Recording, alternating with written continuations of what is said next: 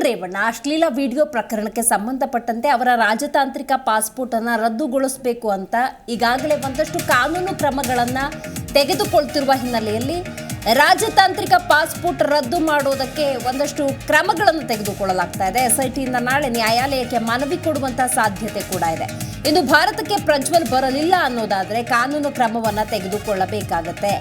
ರಾಜತಾಂತ್ರಿಕ ಪಾಸ್ಪೋರ್ಟ್ ಅಂತ ಹೇಳಿದ್ರೆ ನಮ್ಮ ರಾಜಕೀಯ ವ್ಯವಸ್ಥೆಯಲ್ಲಿ ಯಾರು ಅತ್ಯುನ್ನತ ಸ್ಥಾನವನ್ನು ಹೊಂದಿರ್ತಾರೆ ಅವರಿಗೆ ಸರ್ಕಾರದ ವತಿಯಿಂದ ಲಭ್ಯವಾಗುವಂತಹ ಪಾಸ್ಪೋರ್ಟ್ ಇದು. ಈ ರಾಜತಾಂತ್ರಿಕ ಪಾಸ್ಪೋರ್ಟ್ ಅನ್ನು ಹಿಡಿದುಕೊಂಡು ಅಥವಾ ಇಟ್ಟುಕೊಂಡು ಏಪ್ರಿಲ್ 26 ಚುನಾವಣೆ ಆದ ನಂತರದ ಸಂದರ್ಭದಲ್ಲಿ ವಿದೇಶಕ್ಕೆ ಹಾರುವಂತಹ ಪ್ರಜ್ವಲ್ ರೇವಣ್ಣ ಇತ್ತ ಕಡೆ ಬಂದಿಲ್ಲ. ಈಗಾಗಲೇ ಇಲ್ಲಿ ತನಿಖೆ ಕೂಡ ಚುರುಕುಗೊಂಡಿದೆ. ವಿಚಾರಣೆಗೆ ಪ್ರಜ್ವಲ್ ರೇವಣ್ಣ ಹಾಜರಾಗಲೇಬೇಕು. ಈ ನಿಟ್ಟಿನಲ್ಲಿ ರಾಜ್ಯ ಕಾಂಗ್ರೆಸ್ ಸರ್ಕಾರ ಬಹಳ ಮುಖ್ಯವಾಗಿ ಅದರಲ್ಲೂ ಸಿದ್ದರಾಮಯ್ಯನವರು ಕೇಂದ್ರಕ್ಕೆ ಒಂದು ಪತ್ರವನ್ನು ಬರೆದಿದ್ದಾರೆ. ರಾಜತಾಂತ್ರಿಕ ಪಾಸ್ಪೋರ್ಟ್ ಅನ್ನು ರದ್ದು ಮಾಡಿ ಅಂತ ಹೇಳಿ. ಇದೆಲ್ಲದರ ನಡುವೆ ರಾಜತಾಂತ್ರಿಕ ಪಾಸ್ಪೋರ್ಟ್ ರದ್ದು ಮಾಡೋದಕ್ಕೆ ಎಲ್ಲ ರೀತಿಯ ಕ್ರಮಗಳನ್ನು ತೆಗೆದುಕೊಳ್ಳಬೇಕಾಗತ್ತೆ. ಆ ನಿಟ್ಟಿನಲ್ಲಿ ಎಸ್ಐಟಿಯಿಂದ ನಾಳೆ ನ್ಯಾಯಾಲಯಕ್ಕೆ ಮನವಿ ಕೊಡುವಂತಹ ಸಾಧ್ಯತೆ ಇದೆ. ಇನ್ನು ಭಾರತಕ್ಕೆ ಪ್ರಜ್ವಲ್ ಬರಲಿಲ್ಲ ಅಂತ ಹೇಳೋದಾದ್ರೆ ಕಾನೂನು ಕ್ರಮವನ್ನು ಜರುಗಿಸಬೇಕಾಗತ್ತೆ. ಬಹಳ ಮುಖ್ಯವಾಗಿ 3ನೇ ತಾರೀಕಿಗೆ ಬರ್ತಾರೆ ಎನ್ನುವಂತಹ ಊಹಾಪೋಹಗಳಿತ್ತು. ಯಾಕಂದ್ರೆ ವಿದೇಶಕ್ಕೆ ಹೋಗುವ ಸಂದರ್ಭದಲ್ಲೇ ರಿಟರ್ನ್ ಟಿಕೆಟ್ ಅನ್ನು ಪ್ರಜ್ವಲ್ ರೇವಣ್ಣ ಬುಕ್ ಮಾಡಿದ್ದಾರೆ. ಇಮಿಗ್ರೇಷನ್ ಕ್ಲಿಯರೆನ್ಸ್ ಹಿನ್ನೆಲೆಯಲ್ಲಿ ರಿಟರ್ನ್ ಟಿಕೆಟ್ ಆಲ್ರೆಡಿ ಬುಕ್ ಆಗಿದೆ ಅನ್ನುವಂಥ ವಾತಾವರಣ ಇತ್ತು. ಬಟ್ ಹಾಗಾದರೆ ಪ್ರಜ್ವಲ್ ರೇವಣ್ಣ ಬಂದಿದ್ದಾರಾ? ಇಲ್ಲ. ಪ್ರಜ್ವಲ್ ರೇವಣ್ಣಗೆ ಈಗಾಗಲೇ ಪ್ರಾಥಮಿಕ ಹಂತದ ಒಂದು ನೋಟಿಸ್ ಕೊಟ್ಟಾಗಿದೆ. ಅದರ ಮೇಲೂ ಮತ್ತೊಂದು ನೋಟಿಸನ್ನು ಕೊಟ್ಟಾಗಿದೆ. ಯಾವುದಾದ್ರೂ ರೆಸ್ಪಾನ್ಸ್ ಸಿಕ್ಕಿದೆಯಾ? ಇಲ್ಲ. ಸೊ ಈ ಹಿನ್ನೆಲೆಯಲ್ಲಿ ಎಸ್ಐಟಿ ತನ್ನ ತನಿಖೆಯನ್ನು ಚುರುಕುಗೊಳಿಸಿದೆ. ನಾಳೆ ನ್ಯಾಯಾಲಯಕ್ಕೆ ಮನವಿ ಕೊಡುವಂತಹ ಸಾಧ್ಯತೆ ಇದೆ.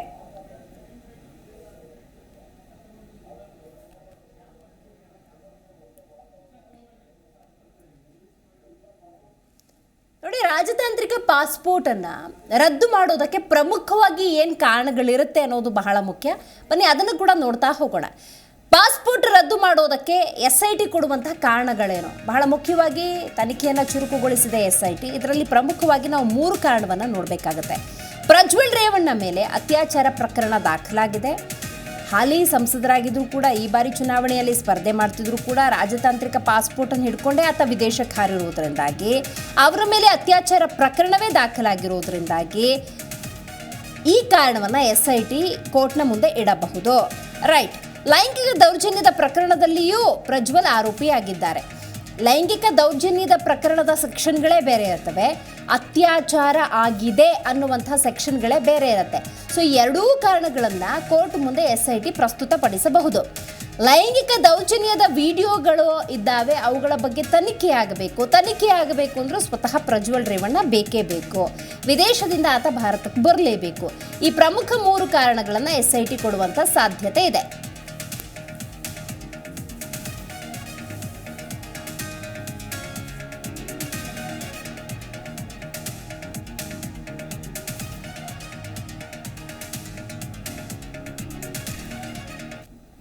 ಪಾಸ್ಪೋರ್ಟ್ ರದ್ದು ಮಾಡಲೇಬೇಕು ಅಂತ ಹೇಳಿ ನ್ಯಾಯಾಲಯಕ್ಕೆ ಮನವಿ ಸಲ್ಲಿಸುವಂತಹ ಸಾಧ್ಯತೆಯೇ ದಟ್ಟವಾಗಿದೆ. ಹಾಗಾದರೆ ಎಸ್ಐಟಿ ಕೊಡುವಂತಹ ಕಾರಣಗಳನ್ನು ನಾವು 3 ಕಾರಣಗಳನ್ನು ನೋಡಿದ್ವಿ. ಅದರಲ್ಲಿ ಅತ್ಯಾಚಾರ, ಲೈಂಗಿಕ ದೌರ್ಜನ್ಯ ಮತ್ತು ವಿಡಿಯೋಗಳು ಅನ್ನೋದಿದ್ರೆ ಇನ್ಯಾವ ಪ್ರಮುಖ ಕಾರಣಗಳನ್ನು ಎಸ್ಐಟಿ ಕೋರ್ಟ್ ಮುಂದೆ ಪ್ರಸ್ತುತಪಡಿಸಬಹುದು? ಹಲವು ಸಂತ್ರಸ್ತೆಯರು ದೂರು ನೀಡಲು ಮುಂದೆ ಬರ್ತಿದ್ದಾರೆ. ಆರಂಭಿಕ ಹಂತದಲ್ಲಿ ಕೇವಲ 2 ಹೆಣ್ಮಕ್ಳು, 3 ಆಯಿತು, ಅನಂತರ 5 ಆ್ಯಡ್ ಆದರು, ಈಗ 10, ಮತ್ತೊಂದಷ್ಟು ಮಂದಿ ಬರುವಂತಹ ಸಾಧ್ಯತೆ ಇದೆ. ಪ್ರಜ್ವಲ್ಗೆ ನೋಟಿಸ್ ನೀಡಲಾಗಿದೆ, ಆದರೆ ವಿಚಾರಣೆಗೆ ಬರ್ತಿಲ್ಲ. ಈ ಕಾರಣವನ್ನು ಕೂಡ ಕೊಡುವಂತಹ ಸಾಧ್ಯತೆ ಇರುತ್ತೆ. ರಾಜತಾಂತ್ರಿಕ ಪಾಸ್ಪೋರ್ಟ್ ಇರೋದ್ರಿಂದಾಗಿ ವಿದೇಶಕ್ಕೆ ಪರಾರಿಯಾಗಿದ್ದಾರೆ. ನೋಡಿ, ಆರೋಪಿ ಸ್ಥಾನದಲ್ಲಿದ್ದಾರೆ ಪ್ರಜ್ವಲ್ ರೇವಣ್ಣ.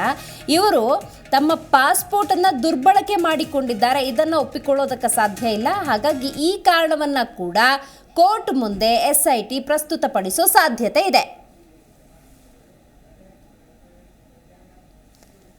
ಪಾಸ್ಪೋರ್ಟ್ ರದ್ದಾಗಬೇಕು ಅನ್ನುವಂಥ ನಿಟ್ಟಿನಲ್ಲಿ ನ್ಯಾಯಾಲಯಕ್ಕೆ ಎಸ್ಐಟಿ ಕೊಡ್ತಿರುವಂತಹ ಹಲವಾರು ಕಾರಣಗಳನ್ನು ನಾವು ನೋಡ್ತಾ ಇದ್ದೀವಿ. ಅದರಲ್ಲಿ ಮತ್ತೊಂದು ಕಾರಣ ಏನು?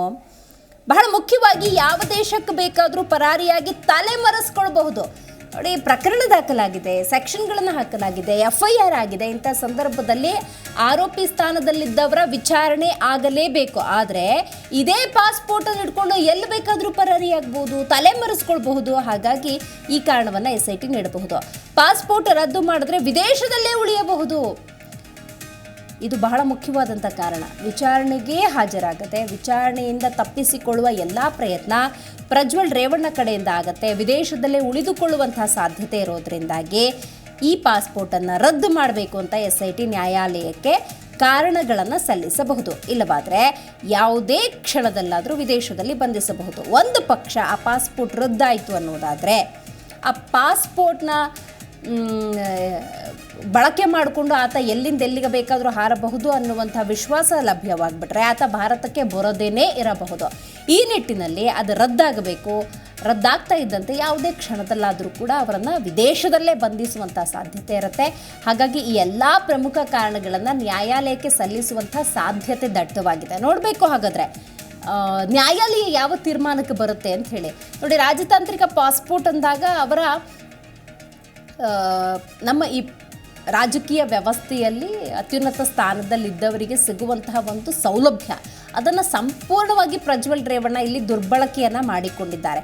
ಆರಂಭಿಕ ಹಂತದಲ್ಲಿ ಪ್ರಜ್ವಲ್ ರೇವಣ್ಣ ಬೆಂಬಲಿಗರು ಕಾರ್ಯಕರ್ತರು ಚುನಾವಣೆ ನಡೀತು, ವಿದೇಶಕ್ಕೆ ಹೋಗಿದ್ದಾರೆ, ರಿಲ್ಯಾಕ್ಸ್ ಆಗ್ತಾರೆ, ಬರ್ತಾರೆ ವಾಪಸ್ಸು, ರಿಟರ್ನ್ ಟಿಕೆಟ್ ಬುಕ್ ಮಾಡಿದ್ದಾರೆ ಅನ್ನೋದಾದರೆ ಅವರು ಅಪ್ಸ್ಕ್ಯಾಂಡ್ ಆಗೋ ನಿಟ್ಟಿನಲ್ಲಿ ಹಿಂಗೆ ಮಾಡಿರಲಿಲ್ಲ, ನಾಪತ್ತೆಯ ಉದ್ದೇಶ ಅವರಲ್ಲಿ ಇರಲಿಲ್ಲ ಅನ್ನುವಂಥದ್ದನ್ನು ಹೇಳ್ತಾ ಇದ್ರು ಕೂಡ ಬಹಳ ಮುಖ್ಯವಾಗಿ ಇಲ್ಲಿ ಗಮನಿಸಬೇಕು. ಇಲ್ಲಿ ಅತ್ಯಾಚಾರ ಪ್ರಕರಣ ದಾಖಲಾಗಿದೆ, ಲೈಂಗಿಕ ದೌರ್ಜನ್ಯದ ಪ್ರಕರಣಗಳು ದಾಖಲಾಗಿದ್ದಾವೆ, ಇದೆಲ್ಲದರ ಜೊತೆಗೆ ವಿಡಿಯೋಗಳು ಲಭ್ಯವಾಗಿದ್ದಾವೆ.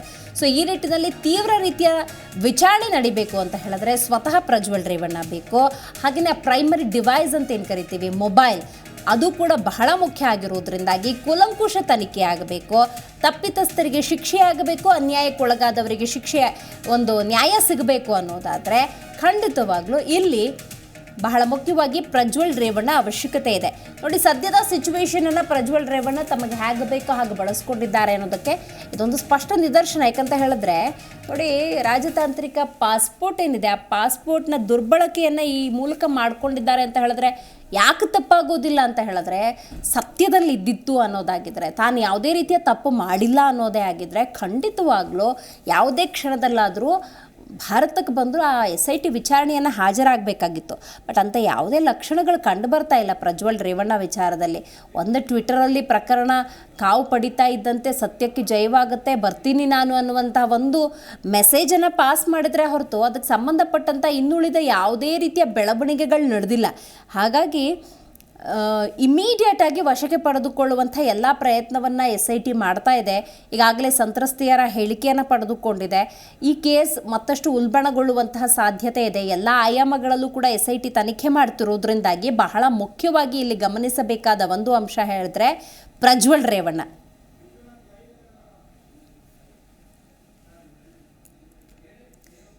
ಹೆಚ್ಚಿನ ಮಾಹಿತಿಯನ್ನು ನಮ್ಮ ಪ್ರತಿನಿಧಿ ವಿಶ್ವನಾಥ್ ನೀಡ್ತಾರೆ. ವಿಶ್ವ, ಈ ಪ್ರಕರಣ ದಿನದಿಂದ ದಿನಕ್ಕೆ ಹೊಸ ಹೊಸ ಮಜಲುಗಳನ್ನು ಪಡೆದುಕೊಳ್ತಾ ಇದೆ. ಬಹಳ ಮುಖ್ಯವಾಗಿ ಈ ಪ್ರಕರಣದಲ್ಲಿ ಬೇಕಾಗಿರೋದು ಪ್ರಜ್ವಲ್ ರೇವಣ್ಣನೇ. ಅವರ ಸ್ಟೇಟ್ಮೆಂಟ್ ಬೇಕು, ಆ ವಿಡಿಯೋಗಳ ರೆಕಾರ್ಡ್ ಆಗಿದೆ ಅಂತ ಹೇಳ್ತಾರಲ್ಲ, ಆ ಪ್ರೈಮರಿ ಡಿವೈಸ್ ಮೊಬೈಲ್ ಕೂಡ ಬೇಕಾಗುತ್ತೆ.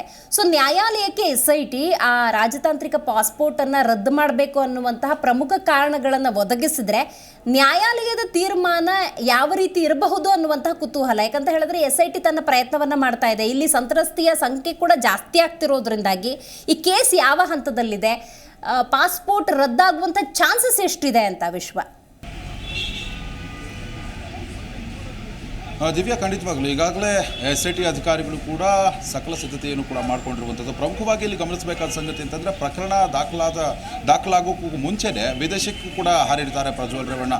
ಅವರನ್ನು ಕರೆದಿರುವಂತಹ ಮತ್ತು ಕೆಲವೊಂದು ನೋಟಿಸ್ ಜಾರಿ ಮಾಡುವಂತಹ ಕೆಲಸವನ್ನು ಕೂಡ SIT ಅಧಿಕಾರಿಗಳು ಮಾಡಿರ್ತಾರೆ. ಆದರೆ ಯಾವುದೇ ರೀತಿಯಲ್ಲೂ ರೆಸ್ಪಾನ್ಸ್ ಕೂಡ ಬಂದಿರಲ್ಲ. 2-3 ದಿನಗಳ ಹಿಂದೆ ಅವರ ಪರ ವಕೀಲರು ಕೂಡ 1 ವಾರದ ಕಾಲಾವಕಾಶವನ್ನು ಕೊಡಿ ಅಂತ SIT ಅಧಿಕಾರಿಗಳಿಗೂ ಕೂಡ ಮನವಿಯನ್ನು ಮಾಡಿರ್ತಾರೆ. ಆದರೆ SIT ಅಧಿಕಾರಿಗಳು ಇದನ್ನು ನಿರಾಕರಣೆ ಮಾಡಿರುವಂಥದ್ದು. ಈಗಾಗಲೇ ಲುಕೌಟ್ ನೋಟಿಸನ್ನು ಕೂಡ ಜಾರಿ ಮಾಡಲಾಗಿರುವಂಥದ್ದು ಪ್ರಜ್ವಲ್ ರೇವಣ್ಣ ವಿರುದ್ಧವಾಗಿ. ಆದ್ರೂ ಕೂಡ ಪ್ರಜ್ವಲ್ ರೇವಣ್ಣ ಅವರು ಭಾರತಕ್ಕೆ ಬರೋದಕ್ಕೂ ಕೂಡ ಹಿಂದೇಟನ್ನು ಹಾಕ್ತಾ ಇದ್ದಾರೆ. ಅವರು ಜರ್ಮನಿಯಲ್ಲೇ ಉಳಿದುಕೊಂಡಿದ್ದಾರೆ ಮತ್ತು ಅಲ್ಲಿಂದ ಬೇರೆ ಬೇರೆ ದೇಶಗಳಿಗೂ ಹೋಗುವಂತಹ ಒಂದು ಕೆಲಸಕ್ಕೂ ಕೂಡ ಮುಂದಾಗಿದ್ದಾರೆ ಅನ್ನೋದು ಮಾಹಿತಿ ಕೂಡ ಸಿಕ್ಕಿರುವಂಥದ್ದು. ಹೀಗಾಗಿ ಮೊನ್ನೆ ತಾನೇ ಸಿದ್ದರಾಮಯ್ಯನವರು ಕೂಡ ಕೇಂದ್ರ ಗೃಹ ಇಲಾಖೆಗೆ ಅವರ ಬಳಿ ಇರುವಂತಹ ರಾಜತಾಂತ್ರಿಕ ಪಾಸ್ಪೋರ್ಟನ್ನು ರದ್ದು ಮಾಡಬೇಕು ಅನ್ನೋ ಒಂದು ನಿಟ್ಟಿನಲ್ಲಿ ಒಂದು ಪತ್ರವನ್ನು ಕೂಡ ಬರೆದಿರ್ತಾರೆ. ಅದಕ್ಕೆ ಕೇಂದ್ರ ಗೃಹ ಇಲಾಖೆಯು ಕೂಡ ಒಂದು ಪ್ರತಿಕ್ರಿಯೆಯನ್ನು ಕೊಟ್ಟಿರುತ್ತೆ. ಕೋರ್ಟ್ ಮುಖಾಂತರವೇ ಇದನ್ನು ನೀವು ರದ್ದು ಮಾಡಬೇಕು ಅನ್ನೋ ಒಂದು ನಿಟ್ಟಿನಲ್ಲಿ ಕೂಡ ಕೋರ್ಟ್ ಮೊರೆ ಹೋಗಬೇಕು, ಅಲ್ಲೇ ನೀವು ಮನವಿಯನ್ನು ಸಲ್ಲಿಸಬೇಕು ಅಂತ ಕೂಡ ಒಂದು ಹೇಳಿಕೆಯನ್ನು ಕೂಡ ಕೊಟ್ಟಿರುತ್ತೆ. ಈ ಹಿನ್ನೆಲೆಯಲ್ಲಿ SIT ಅಧಿಕಾರಿಗಳು ಕೂಡ ಪ್ರಮುಖವಾಗಿ ಈ ಒಂದು ರಾಜತಾಂತ್ರಿಕ ಪಾಸ್ಪೋರ್ಟ್ ಏನಿದೆ ಅದನ್ನು ರದ್ದು ಮಾಡಿಸಬೇಕು ಅನ್ನೋ ಒಂದು ನಿಟ್ಟಿನಲ್ಲಿ ಈಗ ಕೋರ್ಟ್ ಮೊರೆ ಹೋಗುವಂತಹ ಸಾಧ್ಯತೆ ಕೂಡ ಇರುವಂಥದ್ದು. ಪ್ರಮುಖವಾಗಿ ಇದಕ್ಕೆ ಪ್ರಮುಖವಾದಂಥ ಕೆಲವೊಂದು ಅಂಶಗಳನ್ನು ಕೂಡ ಇಲ್ಲಿ ಮೆನ್ಷನ್ ಮಾಡಬೇಕಾಗುತ್ತೆ. ಅದರಲ್ಲೂ ಕೂಡ ಒಂದು ಅತ್ಯಾಚಾರ ಪ್ರಕರಣ ಮತ್ತು ಲೈಂಗಿಕ ದೌರ್ಜನ್ಯ ಪ್ರಕರಣ ಪ್ರಜ್ವಲ್ ವಿರುದ್ಧವಾಗಿ ಈಗಾಗಲೇ ದಾಖಲಾಗಿರುವಂಥದ್ದು. ಅದೇ ರೀತಿಯಾಗಿ ಮತ್ತೊಂದು ಕಡೆ ಪ್ರಜ್ವಲ್ ವಿರುದ್ಧವಾಗಿ ದೂರನ್ನು ಕೊಡೋದಕ್ಕೆ ಅನೇಕ ಸಂತ್ರಸ್ತರು ಕೂಡ ಈಗ ಬರ್ತಾ ಇರುವಂಥದ್ದು. ಹೀಗಾಗಿ ಎಲ್ಲೋ ಒಂದು ಕಡೆ ಎಲ್ಲರಿಗೂ ಕೂಡ ಇದು ದೊಡ್ಡ ಮಟ್ಟದ ಒಂದು ಸಮಸ್ಯೆ ಆಗ್ತಾ ಇರುವಂಥದ್ದು. ಹೀಗಾಗಿ ಪ್ರಜ್ವಲ್ ರೇವಣ್ಣ ಅವರು ಕೂಡ ಇದೇನು ಕೆಲವೇ ದಿನಗಳಲ್ಲಿ ಇಲ್ಲಿಗೆ ಬರ್ತಾರೆ ಅನ್ನೋದು ಮಾಹಿತಿ ಕೂಡ ಇರುವಂಥದ್ದು. ಹೀಗಾಗಿ ಪ್ರಜ್ವಲ್ ರೇವಣ್ಣರನ್ನ ಭಾರತಕ್ಕೆ ಕರೆತರಬೇಕು ಅನ್ನೋ ಒಂದು ನಿಟ್ಟಿನಲ್ಲಿ SIT ಅಧಿಕಾರಿಗಳು ಕೂಡ ಕೆಲವೊಂದು ವಿಷಯಕ್ಕೂ ಕೂಡ ಮುಂದಾಗಿರುವಂಥದ್ದು. ಈಗ ಪ್ರಜ್ವಲ್ ರೇವಣ್ಣರನ್ನ ಇಲ್ಲಿ ಕೋರ್ಟ್ಗೆ ಕರೆತರುವಂಥ ಅಂತಂದರೆ ಭಾರತಕ್ಕೆ ಕರೆತರುವಂತಹ ನಿಟ್ಟಿನಲ್ಲಿ ಕೆಲವೊಂದು ಪ್ರಮುಖ ನಿರ್ಧಾರಗಳನ್ನು ಕೂಡ ಕೈಗೊಳ್ಳಬೇಕಾಗುತ್ತೆ. ಕೋರ್ಟ್ ಮೊರೆ ಹೋದ ಮೇಲೆ ಮುಂದಿನ ದಿನಮಾನಗಳಲ್ಲಿ ಕೋರ್ಟ್ಗೆ ವಿವೇಚನೆಗೂ ಕೂಡ ಬಿಟ್ಟಿರುತ್ತೆ. ಹೀಗಾಗಿ ಕೋರ್ಟ್ ಯಾವ ರೀತಿಯಾದಂತಹ ನಿರ್ಧಾರವನ್ನು ತೆಗೆದುಕೊಳ್ಳುತ್ತೆ ಅನ್ನೋ ಒಂದು ನಿಟ್ಟಿನಲ್ಲಿ ಪ್ರಜ್ವಲ್ ರೇವಣ್ಣ ಅವರ ಭವಿಷ್ಯ ಕೂಡ ನಿರ್ಧಾರವಾಗಿರುವಂಥದ್ದು. ದಿವ್ಯಾ, ಒಂದು ಪಕ್ಷ ಪಾಸ್ಪೋರ್ಟ್ ರದ್ದಾಯಿತು ಅನ್ನೋದಾದರೆ ಮುಂದಿನ ಕ್ರಮ ಹೇಗಿರುತ್ತೆ ವಿಶ್ವ? SIT ವಿದೇಶದಲ್ಲಿದ್ದರೂ ಕೂಡ ಅವರನ್ನು ವಶಕ್ಕೆ ತೆಗೆದುಕೊಂಡು ಬರುವಂಥ ಸಾಧ್ಯತೆ ಏನಾದರೂ ಇರುತ್ತಾ, ಅಥವಾ ಇಮಿಡಿಯೇಟ್ ಆಗಿ ಪ್ರಜ್ವಲ್ ರೇವಣ್ಣನೇ ಬರಬಹುದಾ? ರಾಜತಾಂತ್ರಿಕ ಪಾಸ್ಪೋರ್ಟ್ ರದ್ದು ಅಂಥೇಳಿ ಇಲ್ಲಿ ನ್ಯಾಯಾಲಯ ಆದೇಶ ಹೊರಡಿಸಿದ ತಕ್ಷಣ ಅದು ಎಲ್ಲೇ ಇದ್ರೂ ಕೂಡ ಅಪ್ಲೈ ಆಗುತ್ತಾ ಪ್ರಜ್ವಲ್ ರೇವಣ್ಣ ಅವರ ರಾಜತಾಂತ್ರಿಕ ಪಾಸ್ಪೋರ್ಟ್ಗೆ ಸಂಬಂಧಪಟ್ಟ ಹಾಗೆ?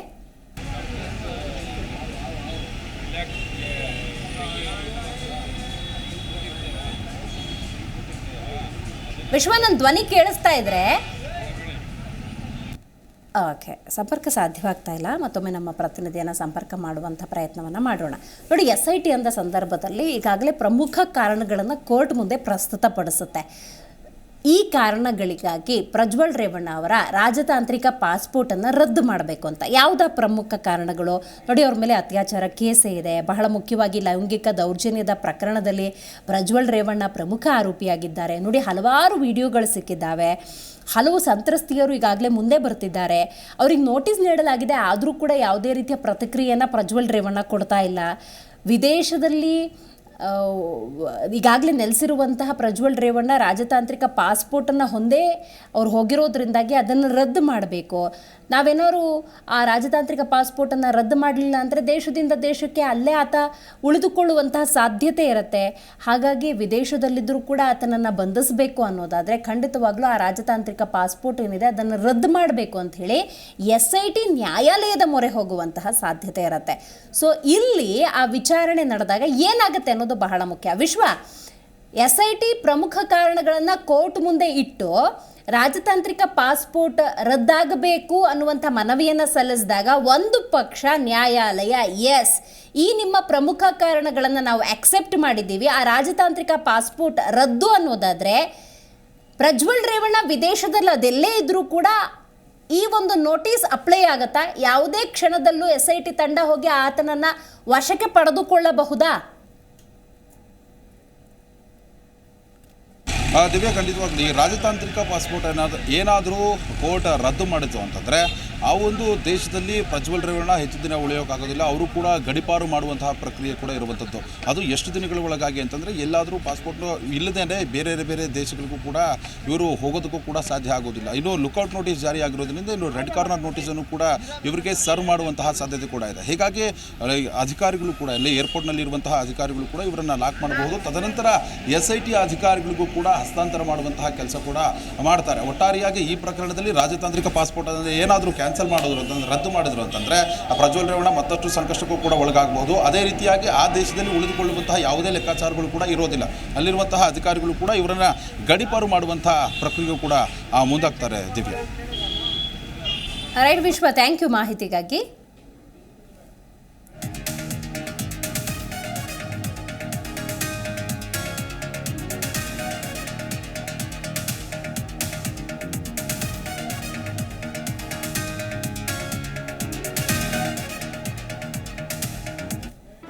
ಜಿ ಕನ್ನಡ ನ್ಯೂಸ್ ಈಗ ನಿಮ್ಮ ಮನೆಯಲ್ಲೇ ನೋಡಿ.